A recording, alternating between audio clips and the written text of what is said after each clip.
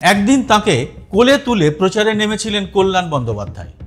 আর মাত্র কয়েক বছরে কি এমন ঘটনা ঘটল যে অভিনেতা কাঞ্চন মল্লিককে নিজের প্রচার গাড়ি থেকে নামিয়ে দিতে হলো কল্যাণকে। কল্যাণের কাছে কার্যত অর্ধচন্দ্র খেয়ে মুখ চুন করে গাড়ি থেকে সুরসুর করে নেমে গেলেন তৃণমূলের এই বিধায়ক।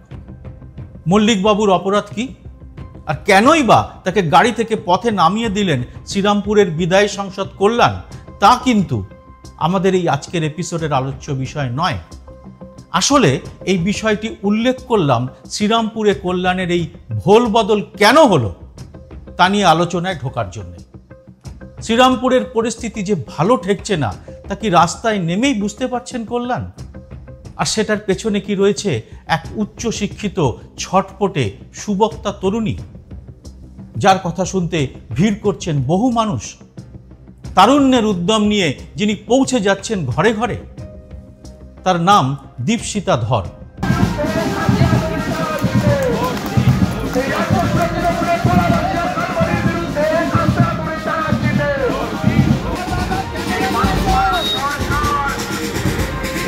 দীপশিতাকে কেন এত ভয় পাচ্ছেন টানা তিনবার এখান থেকে ভোটে জেতা পোড় খাওয়া রাজনীতিবিদ কল্যাণ?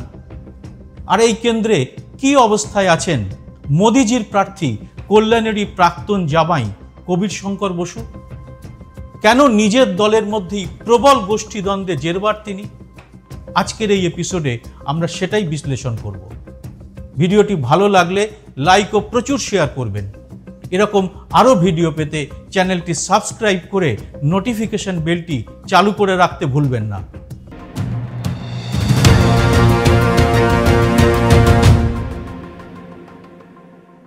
নমস্কার, সবাইকে স্বাগত।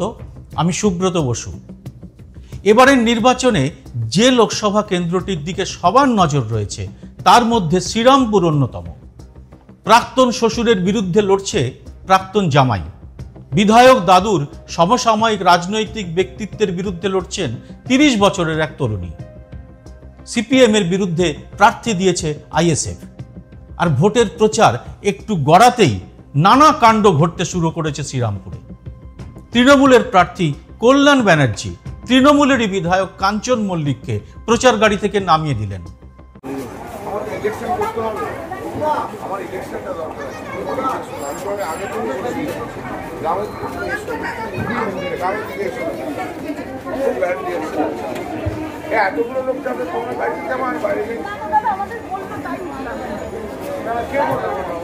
বিধায়ক থাকলে নাকি তার ভোট কমে যাবে, মানে ভোটে তৃণমূলের হয়ে জিতে আসা কাঞ্চনকে দেখলেই পালাবেন তার দলের ভোটার।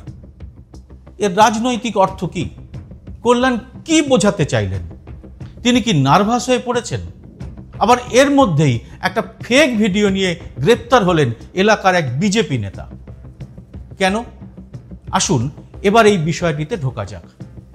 হুগলি জেলার 5টি বিধানসভা উত্তরপাড়া, শ্রীরামপুর, চাঁপদানি, জাঙ্গিপাড়া, চণ্ডীতলা ছাড়াও হাওড়া জেলার 2টি বিধানসভা জগৎবল্লভপুর আর ডোমজুড় নিয়ে শ্রীরামপুর লোকসভা কেন্দ্র। পরপর 3বার শ্রীরামপুর থেকে তৃণমূলের টিকিটে জিতে সাংসদ হয়েছেন আইনজীবী কল্যাণ বন্দ্যোপাধ্যায়।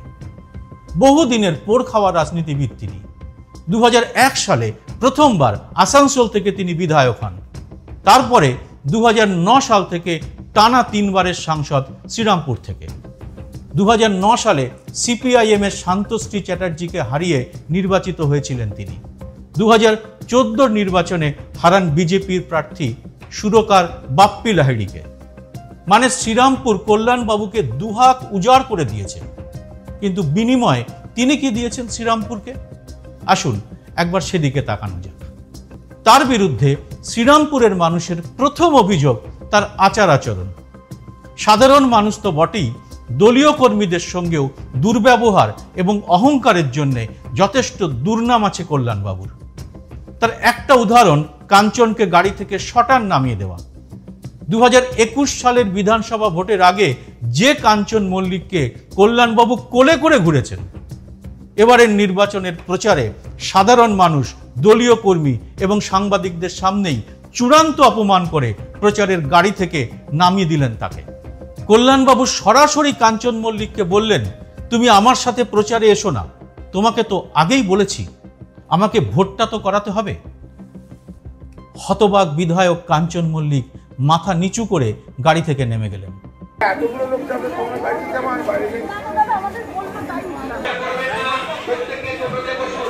এই ধরনের ঘটনা এই প্রথম নয়। তৃণমূলের অন্দরের খবর বারে বারেই দলীয় কর্মী ও নেতাদের সাথে দুর্ব্যবহার করেছেন কল্যাণ। এবার আসা যাক কল্যাণের কাজের কথায়। শ্রীরামপুর লোকসভা এলাকারই ডানকুনি শিল্পাঞ্চলে একের পর এক কারখানা বন্ধ হয়ে গেছে। 2014 সালে তৃণমূলের সরকারের আমলেই পুরোপুরিভাবে বন্ধ হয়ে যায় দেশের প্রাচীনতম মোটর গাড়ি তৈরির কারখানা হিন্দ মোটর। হিন্দ মোটর উত্তরপাড়া অঞ্চলে একের পর এক আবাসন তৈরি হয়েছে, কিন্তু নিকাশি ব্যবস্থার স্থায়ী কোনো সমাধান হয়নি। এখানে অল্প বৃষ্টিতেই জল জমে বিস্তীর্ণ এলাকায়। হিন্দ মোটর কারখানা এলাকার ভেতরে অনেকগুলো পুকুর ছিল, যেগুলো লিজ নিয়ে মাছ চাষ করতেন স্থানীয়রা। তৃণমূল সরকারের আসার পর থেকে সেই সব পুকুর প্রভাবশালীদের কবজায় চলে যায়। এখানেও সেই ভেড়ি দখলের লড়াই। এও যেন এক মিনি সন্দেশখালি। 2014 সালে হিন্দ মোটর যখন পুরোপুরি বন্ধ হয়ে যায়, তখন পূর্ণেন্দু বসু পশ্চিমবঙ্গের শিল্পমন্ত্রী। ঘটনাচক্রে পূর্ণেন্দু বাবুর বাড়িও এই উত্তরপাড়া অঞ্চলেই। মমতা বন্দ্যোপাধ্যায় রেলমন্ত্রী থাকার সময় সংখ্যালঘু ভোট ব্যাংক টানার জন্যে হঠাৎ ঘোষণা করে দেন ডানকুনি থেকে ফুরফুরা রেল লাইনের কথা। যদিও বহু বছর হয়ে গেলেও ডানকুনি থেকে ফুরফুরা শরীফ পর্যন্ত কোনো রেল পরিষেবা চালু হয়নি। শ্রীরামপুর লোকসভা এলাকার জুট মিলের সমস্যার স্থায়ী কোনো সমাধান হয়নি 15 বছর কল্যাণবাবু সাংসদ থাকার পরেও। এখনো ভয়াবহ আকার ধারণ না করলেও শ্রীরামপুর রিসরা অঞ্চলে গঙ্গায় ভাঙন দেখা দিচ্ছে। এমনকি কল্যাণ গঙ্গার ধারে যে আবাসনে থাকেন, ভাঙনের ফলে সেই আবাসনেও ফাটল দেখা গিয়েছিল। গঙ্গার এই ভাঙনের সমস্যার সমাধান না করা হলে তা ভবিষ্যতে ভয়াবহ আকার নেবে বলেই পরিবেশবিদদের আশঙ্কা। এবার আসা যাক দলীয় সংগঠনের কথায়। রাজনীতির লোকরা জানেন কল্যাণবাবু রাজনীতিতে তৃণমূলের সেনাপতি অভিষেক বন্দ্যোপাধ্যায়ের বিরোধী গোষ্ঠীর লোক। আর সেই কারণেই সেনাপতির সেনারা কতটা তার হয়ে জান লড়াবেন তা নিয়ে সংশয় আছে তৃণমূলের অন্দরেই। সব মিলিয়ে এবার কি তার ভোট কমবে অনেকটাই? 3 বারের সাংসদ কল্যাণ বন্দ্যোপাধ্যায়ের কপালে তাই চিন্তার ভাঁজ ফেলেছে সিপিআইএম এর প্রার্থী দীপশিতা ধর। বামফ্রন্টের একটি প্রিয় স্লোগান হলো ফেরাতে হাল, ফেরাও লাল। যে তরুণ প্রজন্মের কাঁধে ভর করে হাল ফেরানোর বা লাল ফেরানোর লড়াইয়ে নেমেছে সিপিআইএম, তার মধ্যে অন্যতম মুখ দীপশিতা। স্কুলে পড়াশুনোর গণ্ডি শেষ করে কলকাতার আশুতোষ কলেজ থেকে ভূগোলে স্নাতক, এরপর দিল্লির জওহরলাল নেহরু বিশ্ববিদ্যালয় থেকে তিনি ভূগোলে স্নাতকোত্তর করেছেন, পরে এমফিল এবং পিএইচডি। কলেজ জীবন থেকেই বাম রাজনীতির একনিষ্ঠ কর্মী। জেএনইউতে প্রতিবাদ কর্মসূচির নেতৃত্ব দেওয়ায় দিল্লি পুলিশের হাতে গ্রেপ্তারও হয়েছিলেন লড়াকু দীপশিতা। এসএফআইয়ের সর্বভারতীয় সম্পাদিকা হন 2021 সালে। এবারে সিপিআইএম এর প্রার্থী হওয়ার পর থেকেই জোর কদমে প্রচারে নেমেছেন তিনি। প্রতিদিন যখন প্রচারে বেরোচ্ছেন, ঘর থেকে বেরিয়ে আসছেন বহু পুরনো বাম সমর্থক। যুবক যুবতী থেকে শুরু করে এলাকার প্রবীণ নাগরিকদের আবেগও বামদের প্রচারে নতুন হাওয়া এনেছে। এই প্রখর গরমে কেউ ঠান্ডা শরবতের গ্লাস এগিয়ে দিচ্ছেন, কেউ গলার মালা পরিয়ে ফুল ছিটিয়ে দিচ্ছেন সিপিআইএম এর এই নতুন প্রজন্মের নেত্রীর দিকে। প্রতিদিন প্রচারে তাই একটু একটু করে মনোবল বাড়ছে বাম কর্মীদের। আর সেজন্যই কি 3 বারের সাংসদের কপালে চিন্তার ভাঁজ ফেলে দিয়েছেন এই তরুণী। আর তাতেই আরো মেজাজ হারাচ্ছেন কল্যাণ। দীপশিতা হাওড়ার ডোমচুড়ের 3 বারের বিধায়ক পদ্মনিধি ধরের নাতনি। পদ্মনিধি ধর শেষবার বিধায়ক ছিলেন 2001 থেকে 2006 সাল পর্যন্ত। আর এই সময় আসানসোলের বিধায়ক ছিলেন কল্যাণ বন্দ্যোপাধ্যায়। সেই সুবাদে বিধানসভা ভবনে দীপশিতার দাদু পদ্মনিধি বাবুর কাছ থেকে কয়েকটা আসন দূরত্বেই তিনি বসতেন। তাই এলাকায় অনেকে আবার মজা করে বলছেন, এবার শ্রীরামপুরে এক খিটখিটে দাদু আর এক মিষ্টি নাতনির লড়াই। এই লড়াইয়ের 3 নম্বর প্রার্থী আবার কল্যাণেরই পরিচয় পরিচিত। সবাই জানেন বিজেপির কবির শঙ্কর বসু কল্যাণের প্রাক্তন জামাই।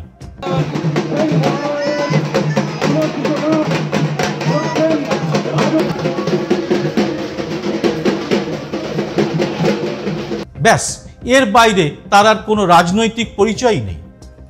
এলাকার বিজেপি নেতাদের সঙ্গেও তার তেমন যোগাযোগ নেই বললেই চলে। তাই তিনি এতটাই ব্যাকফুটে যে দলের কর্মীরাই বলছেন বিজেপি কার্যত লড়াইয়ের ময়দানই ছেড়ে দিয়েছে। দলের কর্মীদের সঙ্গে কবিরের সম্পর্ক মোটেই ভালো নয়। কবিরকে নেতা হিসেবে মানতে পারছেন না পুরনো বিজেপির কর্মীরাই। বিজেপির অন্দরমহলে তাই চলছে চরম গোষ্ঠীদ্বন্দ্ব। সম্প্রতি কবির শঙ্করের 2টি ফেক অডিও ভাইরাল করার অভিযোগে গ্রেপ্তার হয়েছেন বিজেপিরই খুব গুরুত্বপূর্ণ নেতা ঋত্বিক পাল। ঋত্বিক বিজেপির রাজ্য কমিটির সদস্য।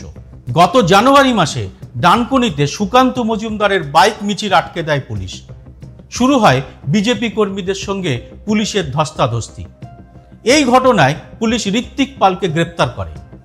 ঋত্বিক ছাড়া পাওয়ার পরে তার সাথে বাড়িতে দেখা করতে আসেন শুভেন্দু অধিকারী। তখনই জল্পনা শুরু হয় শ্রীরামপুর লোকসভার টিকিট পেতে চলেছেন ঋত্বিক। কিন্তু প্রার্থী ঘোষণা হওয়ার পর দেখা যায় গতবার শ্রীরামপুর থেকে বিধানসভা ভোটে পরাজিত হওয়া কবিরকেই প্রার্থী করা হয়েছে।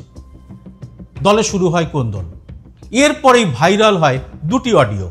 একটিতে রয়েছে কল্যাণ বন্দ্যোপাধ্যায়ের সঙ্গে কথোপকথন, অন্যটিতে টাকা দিয়ে প্রার্থী করা হয়েছে জাতীয় কথাবার্তা। কবির ও কল্যাণ আলাদা আলাদাভাবে পুলিশের কাছে অভিযোগ জানান। এই ঘটনায় গ্রেপ্তার করা হয় রাজ্য কমিটির সদস্য ঋত্বিক পালকে। এতে প্রবল অস্বস্তিতে পড়ে বিজেপি। এই ঘটনা থেকেই বোঝা যায় দলের মধ্যে গোষ্ঠীদ্বন্দ্ব কতটা প্রকট হয়ে উঠেছে। আর এই কারণেই তৃণমূল বিরোধী ভোটের একটা বড় অংশই রাম থেকে বামে ফিরে আসবে বলেই এলাকার মানুষের ধারণা। আর তাতে আরও শক্তি বৃদ্ধি হবে দীপশিতার। এর পাশাপাশি ভোট কাটার খেলায় আছে আইএসএফ প্রার্থী শাহরিয়ার মল্লিক। ফুরফুরা শরীফ এলাকা শ্রীরামপুর লোকসভার অন্তর্গত হওয়ায় আইএসএফ শ্রীরামপুর লোকসভা আসনটি দাবি করেছিল। কিন্তু গোটা লোকসভা কেন্দ্রে তাদের সংগঠনের প্রায় উপস্থিতি নেই বললেই চলে। শ্রীরামপুরে তাই মুখোমুখি প্রবীণ কল্যাণ ব্যানার্জি আর নবীন দীপশিতা ধর। প্রবীণ নবীনের এই লড়াইয়ের শেষ হাসিটা তাহলে কে হাসবে জানাবেন আপনারা কমেন্ট বক্সে। ভিডিওটি ভালো লাগলে চ্যানেলটি সাবস্ক্রাইব করে নোটিফিকেশন বেলটি চালু করে রাখতে ভুলবেন না। আপনার এই ছোট্ট কাজটি কিন্তু আমাকে এরকম ভিডিও আরও তৈরি করতে উৎসাহ যোগাবে। জয় হিন্দ, সত্যমেব জয়তে।